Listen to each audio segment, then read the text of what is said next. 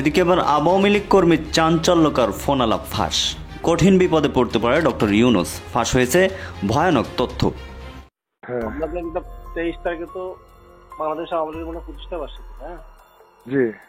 Programme হাতে নিয়েছেন নাকি আবার? না না না না আর তো কেউ নেবে না, তাই না? না, কারণ কি ভাই, আমি রাজনীতি করি কিন্তু ইলিগাল কিছু করি না। আমাদের একটু শাস্তি পাওয়ার দরকার আছে, বুঝছেন? আমরা জুনেও নির্বাচন হচ্ছে না এমন তথ্য সামনে এনেছে গণমাধ্যম। উপদেষ্টা পরিষদের মধ্য থেকে অন্তত 5 জন উপদেষ্টার মতামতকে কেন্দ্র করে এমন তথ্য নিশ্চিত করেছে দৈনিক আজকের পত্রিকা। বিদেশি কূটনীতিক বিশেষজ্ঞ অনেকের সঙ্গে কথা বলে তারা এই তথ্যটা সামনে নিয়ে এসেছে। সেখানে বিদেশি একাধিক কূটনীতিক বলেছেন যে দেশের বর্তমানে অন্তত উপদেষ্টা পরিষদের অন্তত দর্শক, দেশ প্রবাহের দূরে কিংবা কাছে বসে যারা আমাদের দেখছেন, আশা করি সবাই ভালো আছেন। দর্শক, সামনেই আসতে চলেছে আওয়ামী লীগের প্রতিষ্ঠা বার্ষিকী এবং সেই প্রতিষ্ঠা বার্ষিকীকে কেন্দ্র করে আওয়ামী লীগ মহা প্ল্যান অর্থাৎ 5 দফার ঘোষণা দিয়েছে। রীতিমতো ইতিমধ্যে একজন আওয়ামী কর্মীর ফোন আলাপ ফাঁস হয়েছে। খুবই চাঞ্চল্যকর কিছু ফোন আলাপ, যেই ফোন আলাপে রীতিমতো বাংলাদেশ কাঁপছে। দর্শক, কি আছে সেই ফোন আলাপে, কি ফাঁস করেছে সেই আওয়ামী লীগ নেতা, কি হতে যাচ্ছে 5 আগস্টকে কেন্দ্র করে, সেটা আমরা দেখব। তার পাশাপাশি নির্বাচন জুন থেকে পিছিয়ে দেওয়া হয়েছে। দর্শক, এখন এই বিষয়ে আপনাদের মতামত কি, অবশ্যই কমেন্টের মাধ্যমে জানাবেন এবং পরবর্তী আপডেটগুলো পেতে চ্যানেলটি সাবস্ক্রাইব করে রাখবেন। তো কথা নয়, চলুন আমরা শুরুতেই সেই ফোন আলাপটি শুনে আসি। আশা করি সঙ্গেই থাকবেন। আসসালামু আলাইকুম। আসসালাম, ভালো আছেন ভাই? আল্লাহ জিয়ালা রাখে ভাই।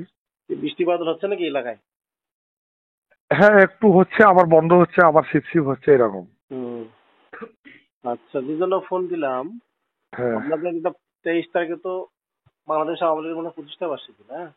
জি। প্রোগ্রাম হাতে নিয়েছেন নাকি আবার? না না না না আর তো কেউ নেবে না, তাই না? না, কারণ কি ভাই, আমি রাজনীতি করি কিন্তু ইলিগাল কিছু করি না।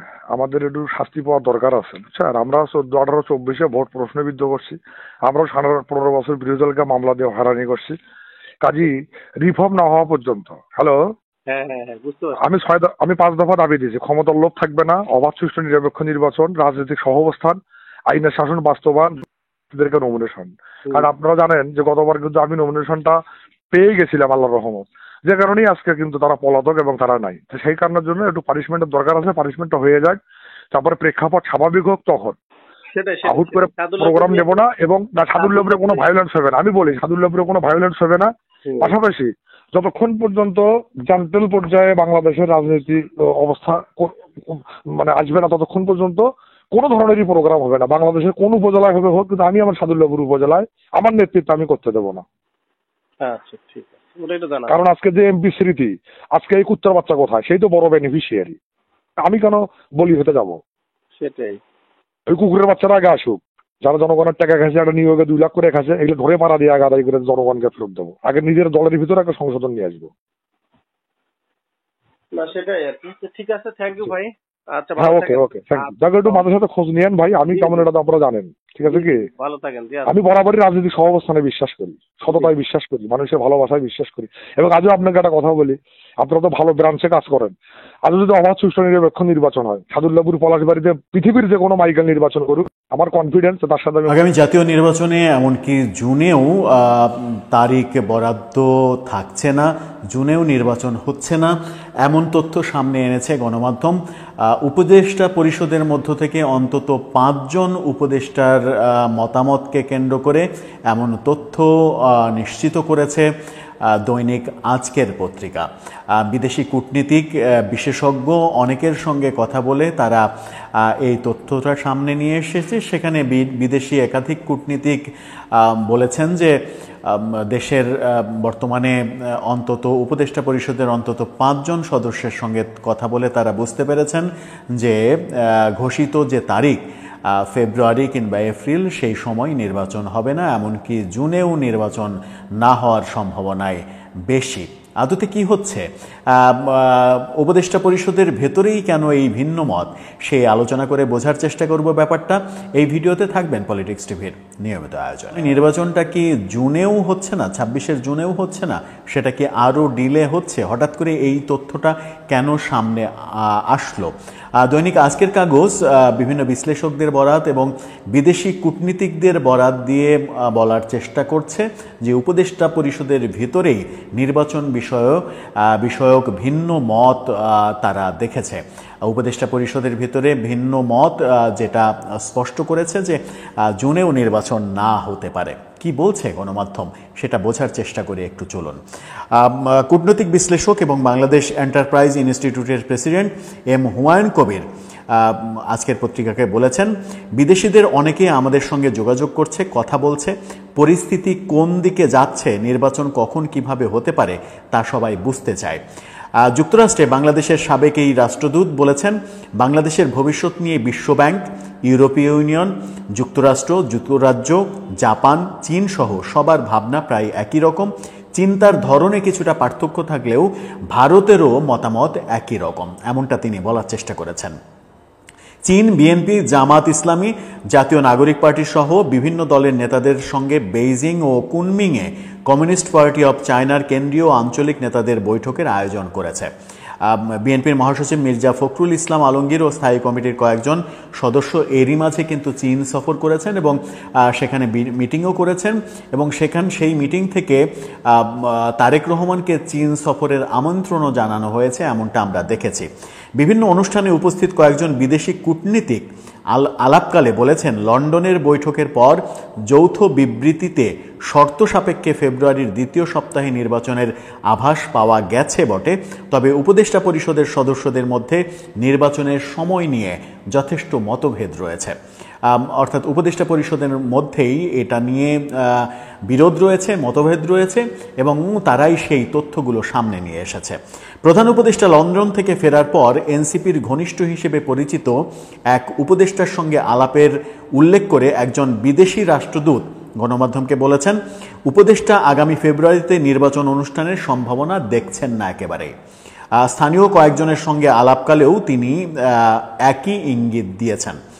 সরকারের ভেতরের তথ্য অনুযায়ী আগামী ফেব্রুয়ারি অথবা এপ্রিলে নির্বাচন অনুষ্ঠানে প্রধান উপদেষ্টার ঘোষণার বিষয়ে একাধিক নারী উপদেষ্টা সহ, এখানে কোট করা যেতে পারে, একাধিক নারী উপদেষ্টা সহ অন্তত 5 জন উপদেষ্টা ভিন্ন মত পোষণ করেছেন। তারা বলেছেন যে না, ফেব্রুয়ারি কিংবা এপ্রিলে নির্বাচন করা সম্ভব না, এমনকি জুনে নির্বাচনের সম্ভাবনাও খুব কম দেখছেন তারা।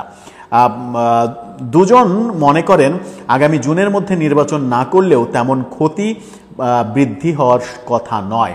অর্থাৎ এই উপদেষ্টা পরিষদের সদস্যরা মনে করেন যে আগামী জুনে নির্বাচনও যদি না করা হয় খুব একটা ক্ষতি হবে না এই সরকারের, সুতরাং সরকার সেই পথে হাঁটতে পারে।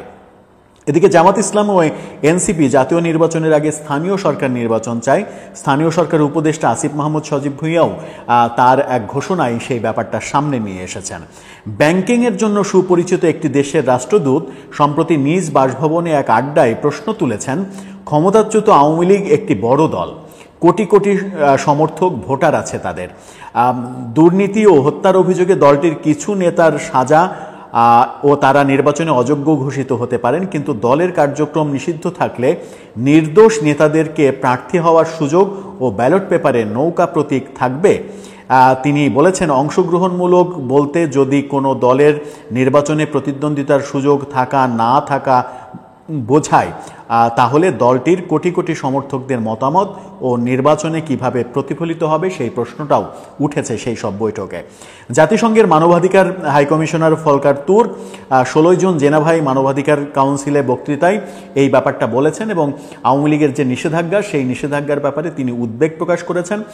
রাজনৈতিক দলগুলো স্বাধীনতা হরণ করা হচ্ছে, এই কর্মকাণ্ডে তিনি উদ্বেগ প্রকাশ করেছেন এবং এর বিপক্ষে তিনি মতামত দিয়েছেন এবং অংশগ্রহণমূলক নির্বাচনের কথা তিনি বলেছেন।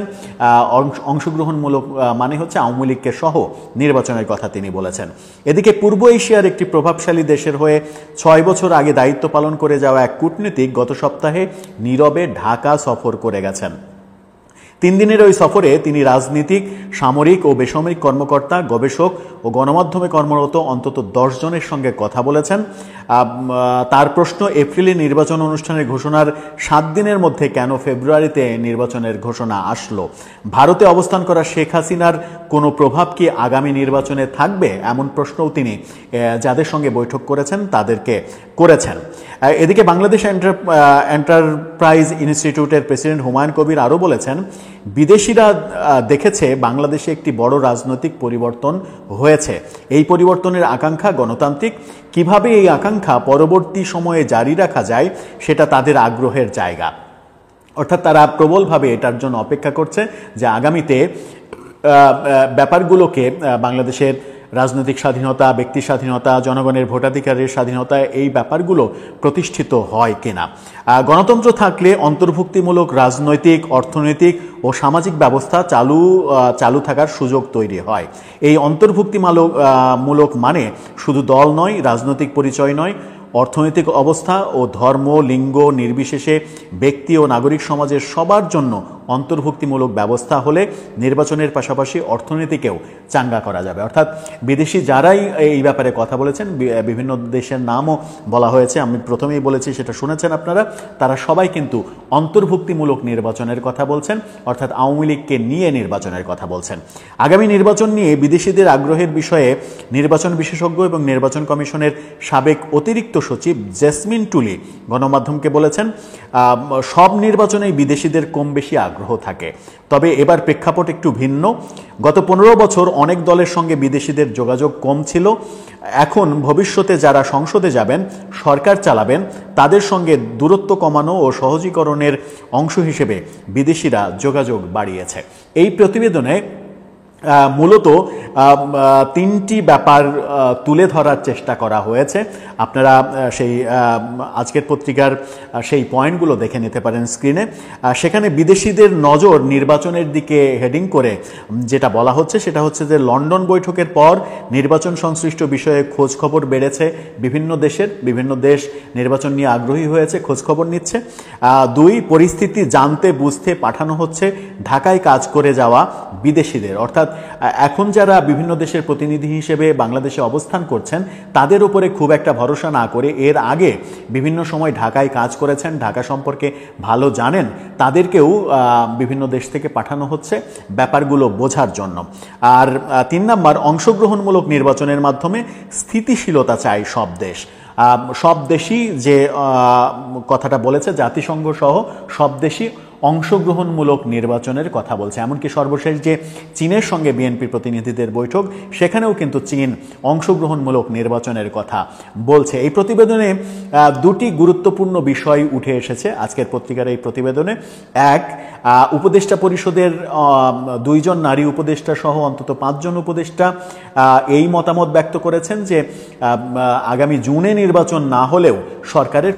তো দর্শক দেখলেন, খুব গুরুত্বপূর্ণ প্রতিবেদন। এতক্ষণ আমাদের সাথে থাকার জন্য সবাইকে ধন্যবাদ জানাচ্ছি। পাশাপাশি ধন্যবাদ জানাই আজকের আমাদের আলোচক জনাব শিমুল সরকার সাহেবকে। দর্শক, তিনি খুবই গুরুত্বপূর্ণ তথ্যপত্র আপনাদের সামনে মাঝে মাঝে তুলে ধরেন। খুবই চাঞ্চল্যকর কিছু বিষয় মাঝে মাঝে তিনি ফাঁস করেন। তিনার কথাগুলো আসলে আপনাদের কেমন লাগে অবশ্যই কমেন্টের মাধ্যমে জানাবেন। এবং শুরুতেই দেখছিলেন আওয়ামী লীগ নেতার 2 মিনিট 26 সেকেন্ডের একটি কল রেকর্ড, চাঞ্চল্যকর ফোন আলাপ ফাঁস। সে বিষয়ে আপনাদের যদি কিছু বলার থাকে অবশ্যই কমেন্টের মাধ্যমে জানাবেন। তবে শেষমেশ একটা বক্তব্য আপনাদের সামনে বা একটা ভোট রাখতে চাই, সেটা হলো, আপনি কি চান যে ডক্টর ইউনূস সাহেব ক্ষমতায় আরও 5 বছর থাকুক, নাকি বাংলাদেশে শেখ হাসিনাকে প্রয়োজন? কি মনে হয়? যদি মনে করেন শেখ হাসিনাকে বাংলাদেশে প্রয়োজন তাহলে কমেন্টে এ লিখবেন। আর যদি মনে করেন শেখ হাসিনাকে বাংলাদেশে আর দরকার নেই, আওয়ামী লীগের শাসন আর চায় না বাংলাদেশের মানুষ, তাহলে কমেন্টে বি লিখবেন।